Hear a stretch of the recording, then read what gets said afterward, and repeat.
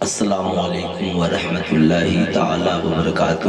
وعلیکم السلام ورحمۃ اللہ وبرکاتہ۔ نحمدہ ونصلی علی رسولہ الکریم، اما بعد فاعوذ باللہ من الشیطان الرجیم، بسم اللہ الرحمن الرحیم۔ قال اللہ تعالی فی القرآن المجید والفرقان الحمید، یا ایہا الناس انی رسول اللہ الیکم جمیعا۔ صدق اللہ العلی العظیم، بلغنا رسولہ النبی الامین المکین الکریم، ونحن علی ذالک لمن الشاہدین والشاکرین والحمد للہ رب العالمین۔ نبی مقدم، رسول ذی محترم، شافع امم، ہادی دو عالم، کونین کے تاجدار، گلشن ہستی کے اولین فصل بہار، جان عالمین، حضور احمد مصطفیٰ حضرت محمد مصطفیٰ صلی اللہ تعالی علیہ وسلم کی بارگاہ عالی جاہ جی لگا کر ہدیہ درود و سلام پیش کرے اور پڑھیں، اللہم صلی علی سیدنا شفیعنا حبیبنا مولانا محمد معدن الجود والکرم، منبع العلم والحلم والحکم، بارک وسلم صلو علیہ الصلاۃ والسلام علیک یا رسول اللہ صلی اللہ تعالی علیہ وسلم۔ قابل مبارکباد ہے آپ حضرات کہ ساری دنیا اپنے نرم و نازک بسترے پر سو رہی ہے اور آپ اللہ اور اس کے رسول کی یاد میں جگ رہے ہیں۔ جی بے شک۔ یہ مقدس علماء کرام، شورائے اسلام، نقیب ملت، ان حضرات کا میں بہت شکر گزار ہوں، مشکور ہوں کہ رات کے 12 بجنے والے ہیں اور آپ حضرات اپنا قیمتی وقت لے کر بیٹھے ہیں۔ اب اس دور میں اتنا وقت کسی کے پاس نہیں رہا کہ لوگ بیٹھ کر دوسروں کی بات سنیں گے، مگر پھر بھی آپ حضرات بیدار ہیں، سننے کو تیار ہیں۔ امام عشق و محبت سیدی سرکار اعلیٰ حضرت نے لکھا، وہ جو نہ تھے تو کچھ نہ تھا، وہ جو نہ ہو تو کچھ نہ ہو، جان ہے او جہان کی، جان ہے تو جہان ہے، جان ہے او جہان کی، جان ہے تو جہان ہے۔ ان بجھے چراغوں میں روشنی نہیں ہوتی، مصطفیٰ نہیں ہوتے تو زندگی نہیں ہوتی۔ خود چراغ بن کے جلو وقت کے اندھیروں میں، بھیگ کے چراغوں سے روشنی نہیں ہوتی۔ یہ ہے پیغام دیا میرے اعلیٰ حضرت نے، دین کے غداروں سے دوستی نہیں ہوتی۔ چراغ عشق نبی ہر طرف جلائیں گے، جہاں سے کفر کی تاریکیاں مٹائیں گے۔ حقیر جان کر جنہیں بجھا دیا ہم نے، وہی چراغ جلیں گے تو روشنی ہوگی۔ مانگتے پھرتے ہیں اغیار سے مٹی کا چراغ، اپنے خورشید پہ پھیلا دیے سائے ہم نے۔ ڈاکٹر اقبال نے لکھا کہ وہ اندھیرا ہی بھلا تھا کہ چمن راہ، وہ اندھیرا ہی بھلا تھا کہ قدم راہ پر تھے، روشنی لائی ہے منزل سے بہت دور ہمیں، روشنی لائی ہے منزل سے بہت دور ہمیں۔ بڑا ترقی یافتہ زمانہ ہے، انسان زمین سے اڑ کر چاند پر جا رہا ہے، انسان سورج کی روشنی کو کیچ کر کے سولر لائٹ بنا رہا ہے، ایک انسان اپنے گھر میں بیٹھ کر موبائل کے مادھیم اور وسیلے سے پوری دنیا کا نظارہ کر رہا ہے، ہیرا نیٹ ورک کے مادھیم سے وسیلے سے ایک انسان تقریر کرتا ہے، نعت پڑھتا ہے تو پوری دنیا کے لوگ جب چاہیں یوٹیوب کے وسیلے سے اسے دیکھ سکتے ہیں۔ ایک ہے امتی اور ایک ہے نبی۔ نبی وہ ہوتا ہے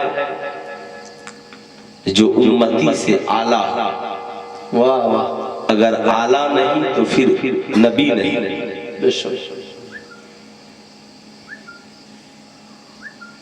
ہر نبی کا دستور رہا کہ اپنی امتی کے علوم سے اعلیٰ علوم لے کر وہ دنیا میں آیا۔ موسیٰ علیہ السلام کی قوم بہت ترقی یافتہ تھی، اتنا زبردست جادو ان کے پاس تھا کہ لمحوں میں بڑے بڑے میدان کو جادوؤں سے بھر دیتے۔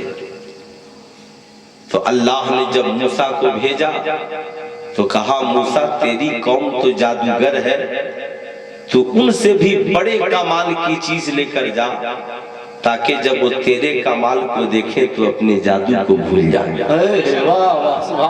اللہ نے موسیٰ علیہ السلام کو لاٹھی دی اور کہا موسیٰ جب تیری قوم جادو کے ذریعہ زمین کو بھر دے تو تم اپنی لاٹھی کو پٹک دینا۔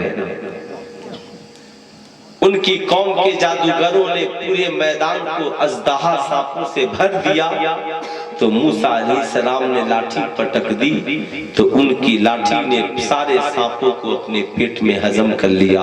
تو ان کی قوم نے کہا موسیٰ ہم نے مان لیا کہ تیرا علم ہم سے بھی اعلیٰ ہے۔ عیسیٰ علیہ السلام کی قوم علم طب میں بڑی ماہر تھی، ان کا کمال یہ تھا کہ وہ دوا کھاتے نہیں تھے، مریض کو دوا سنگھا دیتے تھے تو مریض اچھا ہو جاتا تھا۔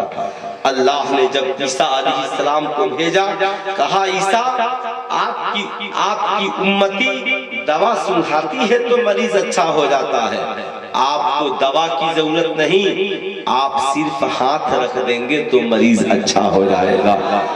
لیکن جب باری آئی مصطفیٰ جان رحمت کی تو ان کی امتی کا کمال یہ ہے، ان کی امتی کے علم و ہنر کا کمال یہ ہے، یہ زمین پہ بیٹھتا ہے اور سیٹلائٹ سے چاند کے اوپر نظر رکھتا ہے، یہ ایک جگہ بیٹھتا ہے پوری کائنات کا نظارہ موبائل کے مادھیم اور وسیلے سے کرتا ہے۔ ان کی امتی کا کمال یہ ہے کہ خلاؤں میں پلین اڑاتا ہے، زمین پر ٹرین چلاتا ہے۔ اب ظاہر سی بات ہے ان کی امتی کا کمال یہ ہے کہ کوئی سائنٹسٹ ہے، کوئی ڈاکٹر ہے، کوئی انجینئر ہے، کوئی پروفیسر ہے، کوئی عالم ہے، کوئی مولانا ہے، کوئی مفسر ہے، کوئی محدث ہے، ظاہر سی بات ہے کوئی فلسفی ہے۔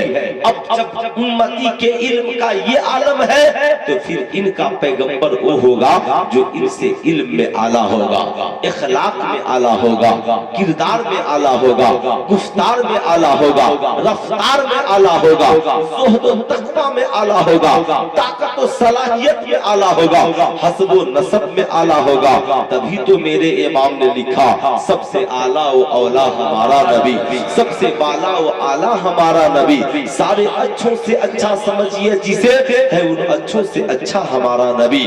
اللہ نے کہا محبوب آپ کہہ دیجئے دنیا والوں سے یا ایوہ الناس انی رسول اللہ علیکم جمیعہ، اے لوگوں میں تم سب کی طرف اللہ کا رسول بنا کر بھیجا گیا ہوں۔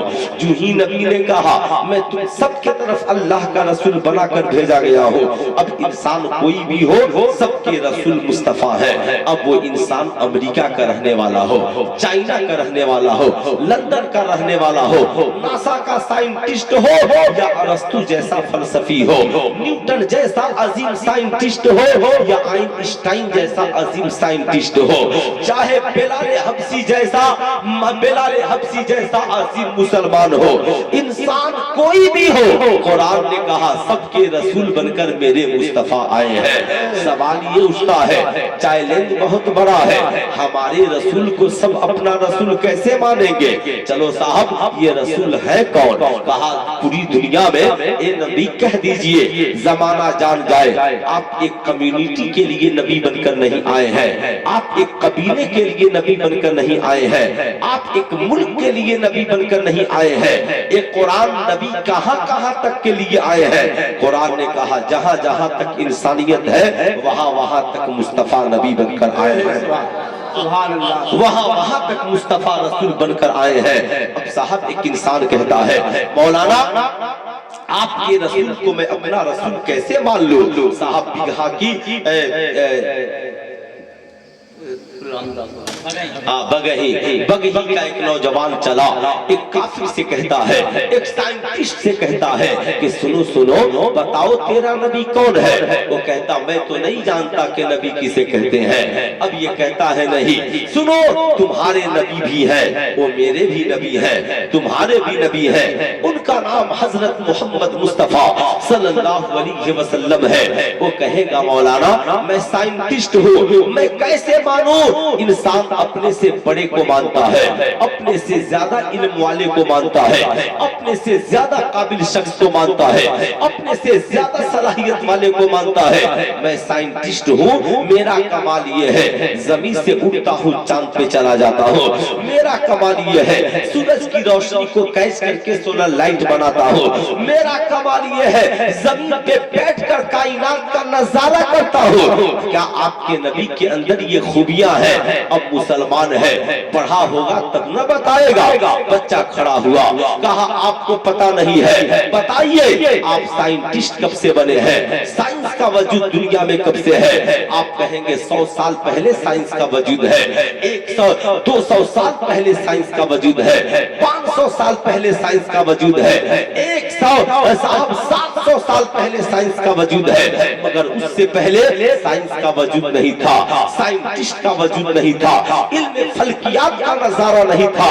اب وہ کہے گا آپ کہنا کیا چاہتے ہیں؟ کہا جو نظریہ آج آپ پیش کر رہے ہیں قرآن نے 1400 برس پہلے اس نظریے کو پیش کیا ہے، آپ کو کیا پتا ہے؟ وہ کہے گا مطلب؟ کہا بتاؤ آپ چاند پہ کب گئے؟ کہا مولانا انسان 50 سال پہلے چاند پہ پہنچا ہے۔ بھارت کی سنیتا ولیم اور کلپنا چاولہ نے آج سے 50 سال پہلے چاند کے اوپر قدم رکھا، لیکن جب سنیتا ولیم نے چاند سے زمین پہ قدم رکھا تو سائنٹسٹوں نے پوچھا بتاؤ بتاؤ تم نے چاند پہ کیا دیکھا؟ کہا میں نے چاند پہ بہت ساری چیزیں دیکھی۔ سنو سنو اے سننے والوں، چاند پہ میں نے بہت ساری چیزیں دیکھی۔ جتنے سائنٹسٹ چاند پہ گئے سب نے اپنے نام کی نشانیاں چاند کے اوپر چھوڑی ہے۔ کہا کچھ عجوبہ کیا دیکھا؟ کہا عجوبہ یہ دیکھا کہ جو چاند پہ گیا اس نے اپنی نشانی چاند پہ چھوڑی، مگر ایک ایسا انسان بھی زمین پہ گزرا ہے جو چاند پہ گیا نہیں مگر اس کے انگلیوں کی نشانی آج بھی چاند کے سینے میں موجود ہے۔ لوگوں نے کہا اس انسان کا نام کیا ہے؟ کہا وہ انسان کوئی اور نہیں، وہ مسلمانوں کے پیغمبر محمد رسول اللہ ہے۔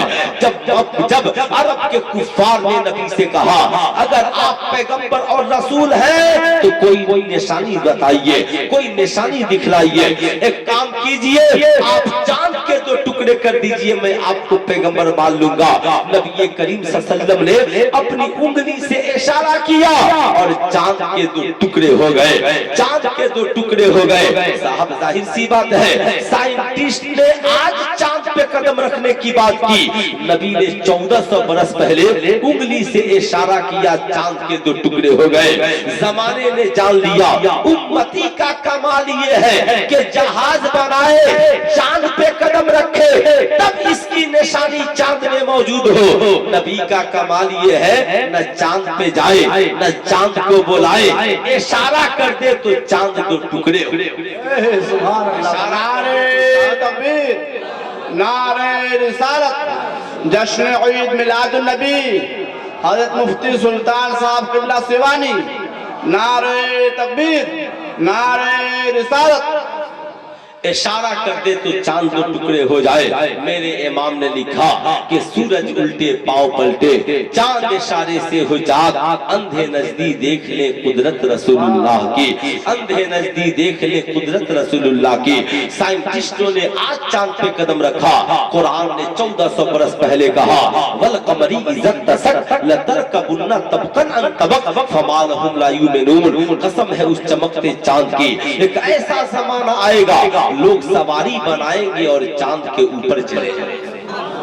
लोग सवारी बनाएंगे और चांद के ऊपर चले जाएंगे। ये कुरान ने कहा।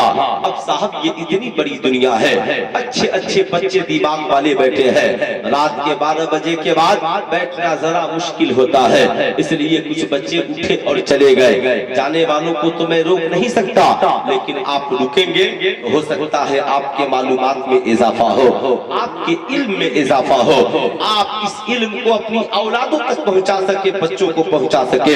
साहब एक इंसान मकान बनाता है, एक इंसान दुकान बनाता है। एक मकान बनाने वाले से पूछिए इतनी बड़ी बिल्डिंग कैसे बनी? कहता है मौलाना 10 साल में इतनी बड़ी बिल्डिंग बनी है, 50 साल में इतनी बड़ी बिल्डिंग बनी है, 100 साल में ताजमहल, लाल किला और आगरा तैयार हुआ है।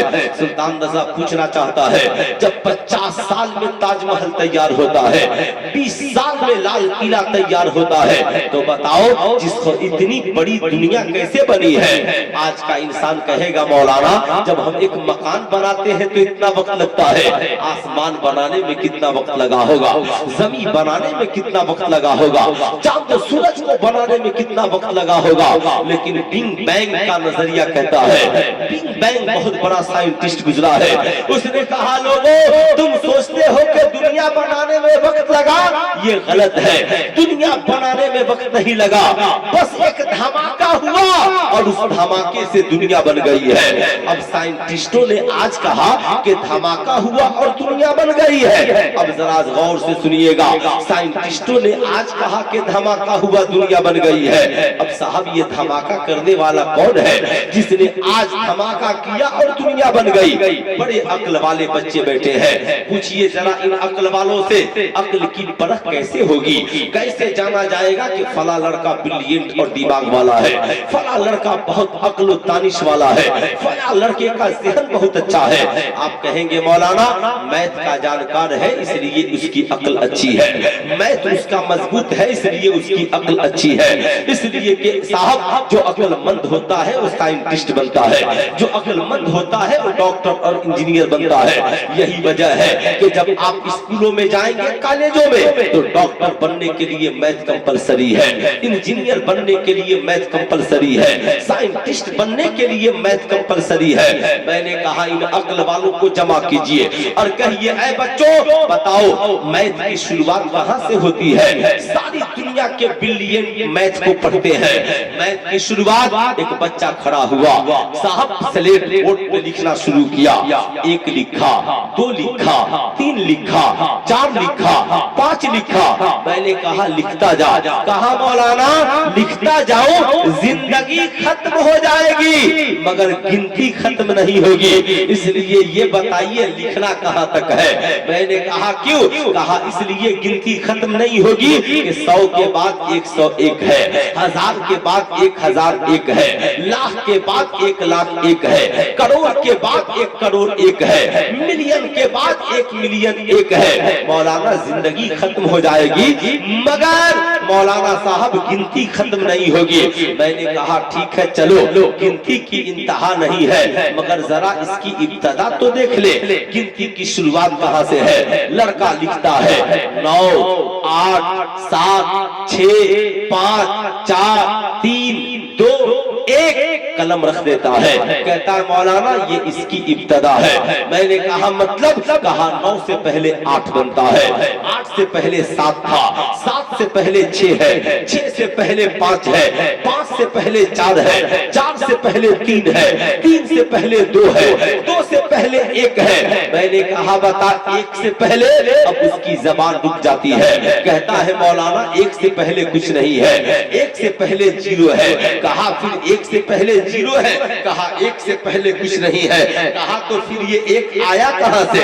कहा इस एक को किसी ने नहीं बनाया है, ये एक अपने आप है, ये एक खुद ब खुद है।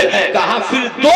कहा इसी एक ने दो को बनाया है, इसी एक ने तीन को बनाया है, इसी एक ने चार को बनाया है, इसी एक ने पांच को बनाया है, इसी एक ने छह को बनाया है। मैंने कहा अगर ये एक ना होता, कहा एक ना होता तो दो नहीं बनता, एक ना होता तो तीन नहीं बनता, एक ना होता तो चार नहीं बनता, एक ना होता तो पांच नहीं बनता। बात समझ में आ गई?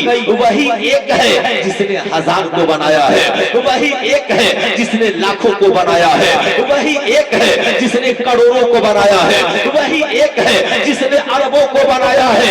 अक्ल वाले आज कहते हैं कि उस एक ने सबको बनाया है, मगर उस एक को किसी ने नहीं बनाया। तो अक्ल वाले आज कहते हैं नबी ने 1400 बरस पहले कहा, कुरान ने कहा महबूब कह दीजिए कुल हो अल्लाहु अहद अल्लाहु समद लम यलिद व लम यूलद व लम यकुल लहू कुफुवन अहद। अल्लाहु अकबर या रसूल अल्लाह या रसूल अल्लाह। वाह, मैं ये अर्ज कर रहा था, कहा महबूब कह दीजिए अल्लाह एक है, उसी ने सबको बनाया है, मगर उसे किसी ने नहीं बनाया। वो अल्लाह खुद ब खुद है, वो सबसे बड़ा ताकतवर है, वो सबसे बड़ा शक्तिशाली है, उससे बड़ा ताकतवर कोई नहीं है। तभी तो कुरान ने कहा, वो कुरान ने कहा दुनिया वालों सारी दुनिया की ताकत एक तरफ, तेरे मालिक मौला की ताकत एक तरफ। इन्नल्लाह अला कुल्ले शैइन कदीर, बेशक अल्लाह वो है जो हर शय पर कादिर है, वो है जो हर शय पर कादिर है। मुझे उम्मीद है बच्चे मेरी बात समझेंगे। नौजवानों, हो सकता है सुल्तान रजा की ये थोड़ी देर की गुफ्तगू आपके इल्म में मालूमात में इजाफा करे। उसके बाद थोड़ी देर मेरी गुफ्तगू होगी कि आका के दुनिया में आने का मकसद क्या है। अब बिग बैंग कहता है कि सुनो सुनो दुनिया वालों, उस ताकत वाले ने दुनिया को बनाया कैसे है? कहा कैसे बनाया? कहा एक धमाका कर दिया, दुनिया बन गई। अब आपको भी अजीब बात लगती होगी, इतनी बड़ी दुनिया एक धमाके से बन गई। तो कुरान कहता है काना रत्कन, ये दुनिया मिली हुई थी, फफतकनाहुमा, अल्लाह ने इसे फाड़ दिया। कहा फाड़ा कैसे? तो अल्लाह कहता है रब्बे कदीर ने कहा कुन, हो जा, बन जा, फयकून, रब ने कुन कहा फयकून, बस ये दुनिया बन गई। सुभान अल्लाह सुभान अल्लाह। और ये दुनिया बन गई दुनिया। नबी कहते हैं कुन फयकून, तेरे रब की शान ये है कि अल्लाह ने कुन कह दिया, ये दुनिया बन गई। अल्लाह ने कुन कह दिया और ये दुनिया बन गई। अब जाहिर सी बात है साइंटिस्ट आज कह रहे हैं, कुरान ने 1400 बरस पहले कहा है। जाहिर सी बात है आज छोटे छोटे बच्चों के जहन में बात है, मौलाना कुरान पढ़कर क्या मिलेगा, कुरान पढ़कर हम क्या करेंगे, हदीस पढ़कर हम क्या करेंगे, रसूलुल्लाह की सीरत पढ़कर हम क्या करेंगे। न्यूटन को पढ़ेंगे साइंटिस्ट बनेंगे, अल्बर्ट आइंस्टाइन को पढ़ेंगे साइंटिस्ट बनेंगे, एपीजे अब्दुल कलाम को पढ़ेंगे साइंटिस्ट बनेंगे। सुल्तान रजा कहना चाहेगा इन्हें पढ़ोगे तो सिर्फ साइंटिस्ट बनोगे, नबी को पढ़ोगे तो आलम इंसानियत के रहबर और पेशवा बनोगे, आलम इंसानियत के रहबर और पेशवा बनोगे।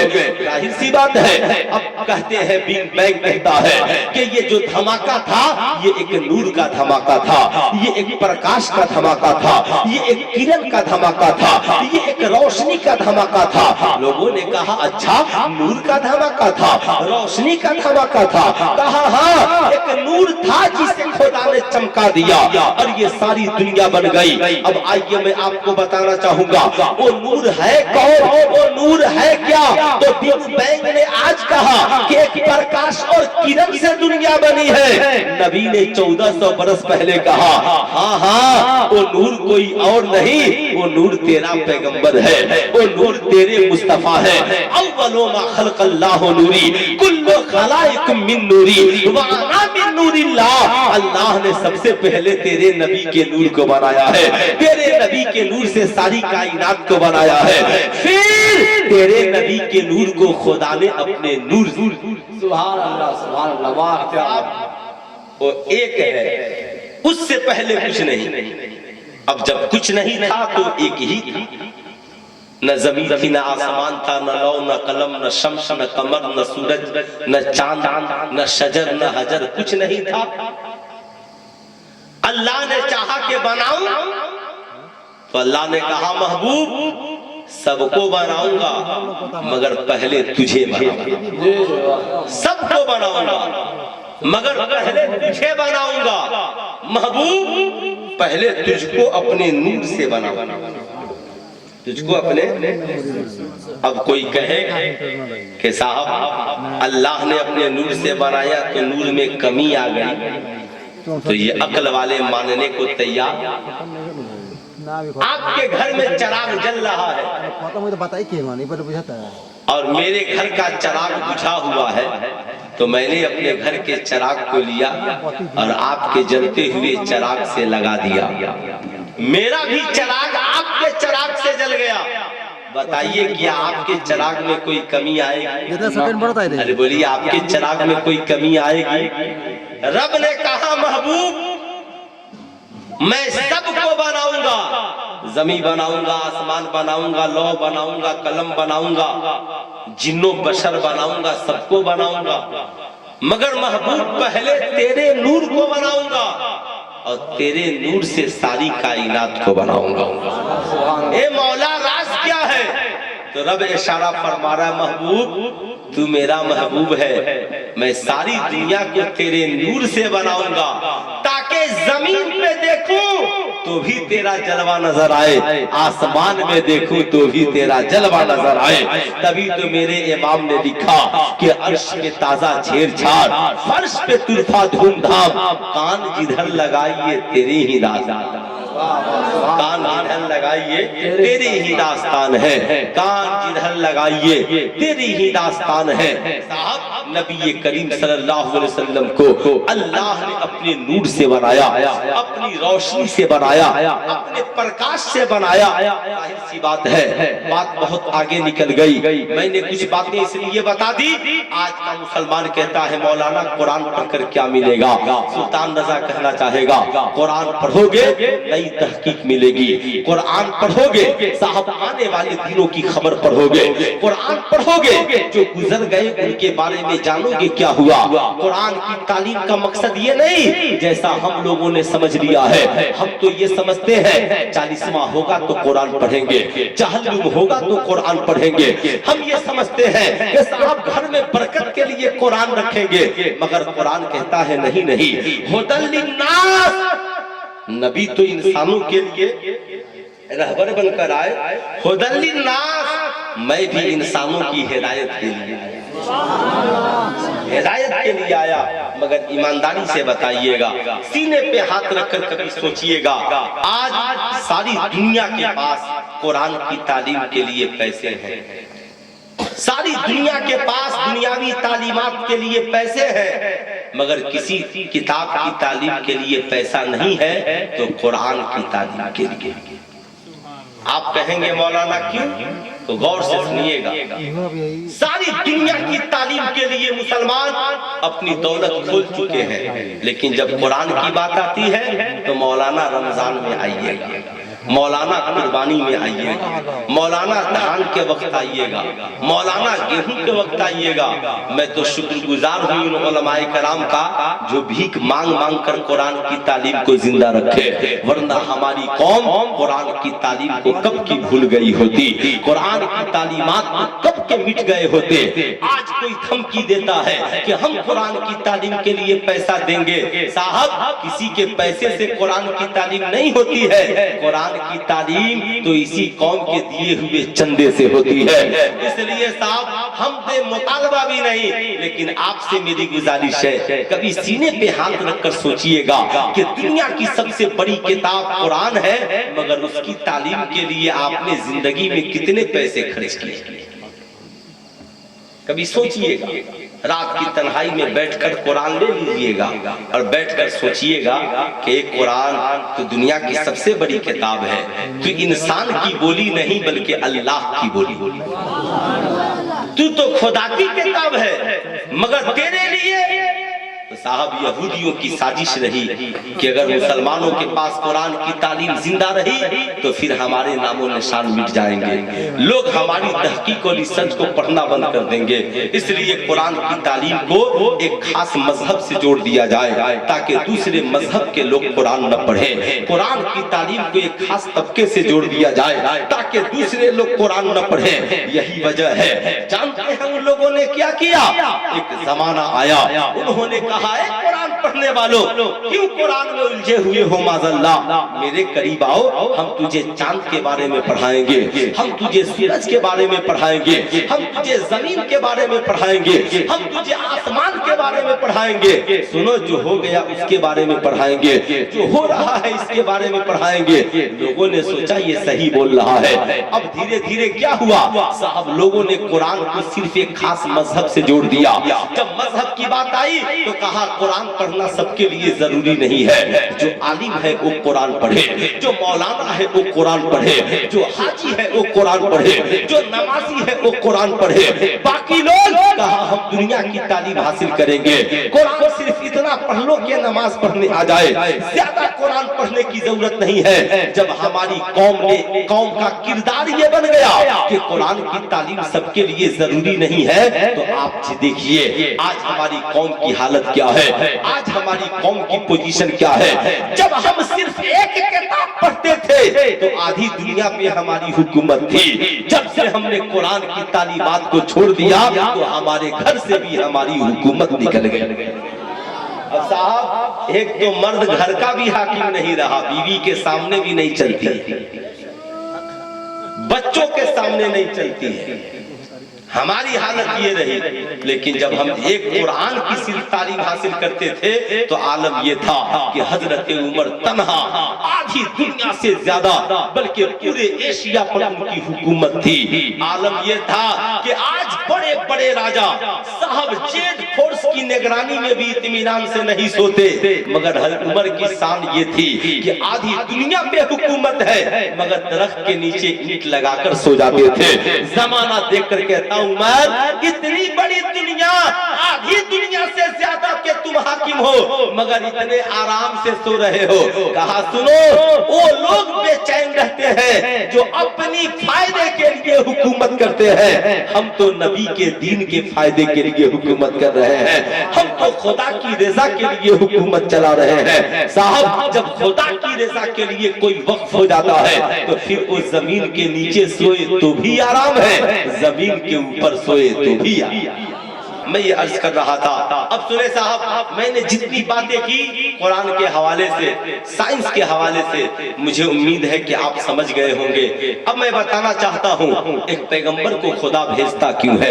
एक पैगंबर को खुदा भेजता कब है? जब जमाने में जहालत छा जाए तो पैगंबर आता है, लोग कुफ्र करने लगते हैं तो पैगंबर को भेजा जाता है, जब माहौल बिगड़ जाता है तो पैगंबर को भेजा जाता है, जब माहौल में खराबी आ जाती है तो लोगों को संवारने के लिए पैगंबर को भेजा जाता है, जब भ्रष्टाचार और जुल्म अपने चरम सीमा पे पहुंच जाता है तो अल्लाह कौम की इस्लाह के लिए पैगंबर को भेजता है। साहब, नबी करीम सल्लल्लाहु अलैहि वसल्लम के आने का मकसद भी यही है, युअल्लिमुल किताब वल हिकमा, ये नबी तुझे किताब और हिकमत सिखाने के लिए आए हैं। युज़क्कीहिम, ये नबी करेंगे क्या? कहा ये नबी तुझे हिकमत सिखाएंगे, तालीम देंगे और तुम्हारे दिलों को पाक और साफ कर देंगे, तुम्हारे दिलों को साफ और सुथरा कर देंगे। या रसूल अल्लाह, ये दिल साफ और सुथरा कैसे होगा? अब जरा गौर से सुनिएगा, दिल गंदा हो तब तो दिल साफ होगा, मगर मगर दिल गंदा कैसे होता है। अरब का जमाना